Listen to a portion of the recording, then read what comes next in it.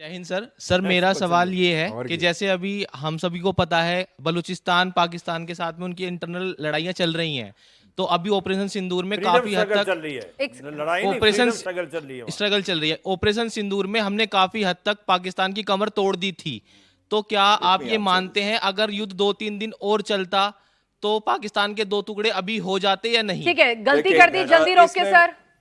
बेनाज जी, इसमें दो चीजों से मैं इसको आंसर करना चाहता हूं।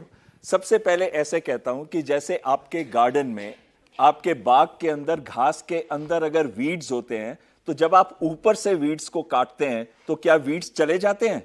वो फिर उग जाते हैं।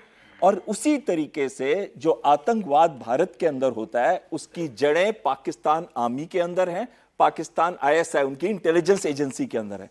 जब तक पाकिस्तान के आर्मी के जनरल्स में यह खौफ नहीं होगा कि हम उनको छोड़ेंगे नहीं, तब तक भारत के अंदर आतंकवाद कभी बंद नहीं होगा। इसी वजह से अगले युद्ध में जब भी हम करेंगे तो हम पाकिस्तान के जनरल्स को भी टारगेट करेंगे, मुनीर को भी करेंगे, मलिक को भी करेंगे, मिर्जा को भी करेंगे। हम उनको यह कहेंगे कि आप रिटायर भी हो गए, वैसे तो रिटायरमेंट से पहले ही वो अपनी फैमिलीज को भेज देते हैं बाहर, आपको तो मालूम ही है। लेकिन अगर आप रिटायर भी हो गए, हम आपको वहां भी नहीं छोड़ेंगे। ये तो एक बाहर की बात होगी। और एक अंदर की बात जब हम करते हैं, अंदर की बात में जो हमें इंटरनली अपने देश को सही ऑर्डर में लेके आना है, तो ये बहुत जरूरी है कि हमारी इंटेलिजेंस यूनिवर्सिटीज के अंदर भी हो, मॉस्क के अंदर भी हो, गुरुद्वारों के अंदर भी हो, हर जगह पे हो, जहां से कोई भी ऐसी हरकतें हो जो रेडिकलाइज कर रही हैं, उसको पहले से ही पकड़ा जा सके।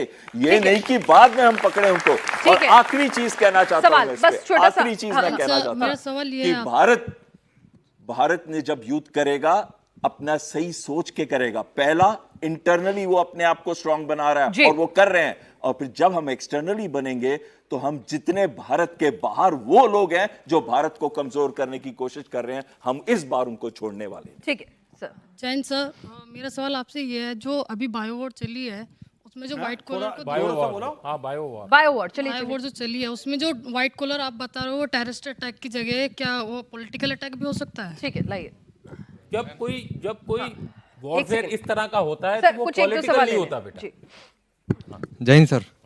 सर, जो ये लाल किले में धमाका हुआ है और इसके बाद ये पता लग रहा है कि मुनीर पे इतनी पावर आ चुकी है, तो मतलब ये तो मतलब तनाव के माहौल बैठ रहे हैं। अगर बाय चांस अगर आगे कुछ हुआ ऐसा, बॉर्डर पे कुछ भी हुआ, तो तनाव कैसे कम करेंगे सरकार? एक और सवाल लास्ट पीछे, बस फटाफट से उनको करना है बेटा, खत्म करना है। ठीक है सर, 1 मिनट सवाल है। तनाव तो खत्म करना है। नमस्ते सर, मेरा आपसे एक सवाल है। जैसे कि यहाँ पे बायोवार की आप बात कर रहे हैं और जो भी लोग इन्वॉल्व हैं वो हमारे इंडिया के ही हैं, तो इस तरह की जो ये लोग हरकतें कर रहे हैं उनको अपने ऐसा लगता है जैसे उनको अपने देश से ही प्यार नहीं है। ठीक है। और ऐसे लोगों की क्या नागरिकता खत्म करनी चाहिए? क्या इसके लिए कोई कानून बनाना चाहिए? पीछे जी। सर, पुलवामा अटैक में आज तक क्लियर नहीं हुआ है कि इतना आरडीएक्स कैसे आया, और अभी रिसेंट दिल्ली में इतना एक्सप्लोसिव मटेरियल वहाँ पे पहुँचा कैसे? तो हमारी सिक्योरिटी एजेंसीज को इतने बड़े मूवमेंट के बारे में पता क्यों नहीं चल सका?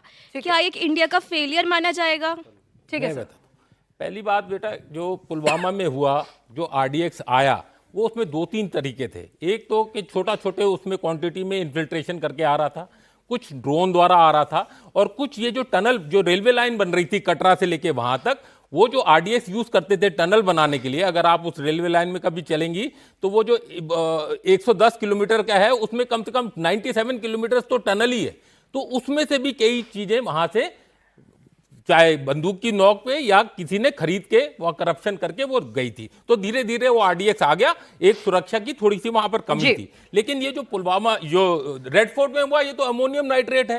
300 किलो तो उसने एक ठाकुर जी से नूह में खरीदा था, तो वो तो नॉर्म फर्टिलाइजर की तरह किसी भी दुकान में मिलता है। फ्यूल ऑयल कहीं भी मिलता है। वो टैट पी जो साहब बोल रहे थे, वो जो मदर ऑफ सैटन बोलते हैं, जो वो टेरर जो केमिकल है, वो बॉम्बिंग में यूके में यूज हुआ, वो मैड्रिड में यूज हुआ, वो पेरिस में यूज हुआ, वो भी आसानी से मिल सकता है। एसीटोन बेस्ड होता है। तो सर यही तो दिक्कत है बात सर, जब सब कुछ इतनी आसानी से मिल सकता है तो हम तो बारूद की ढेर पे बैठे हुए हैं। बिल्कुल। तो फिर क्या करें? सबक क्यों ना सिखा दे रहे?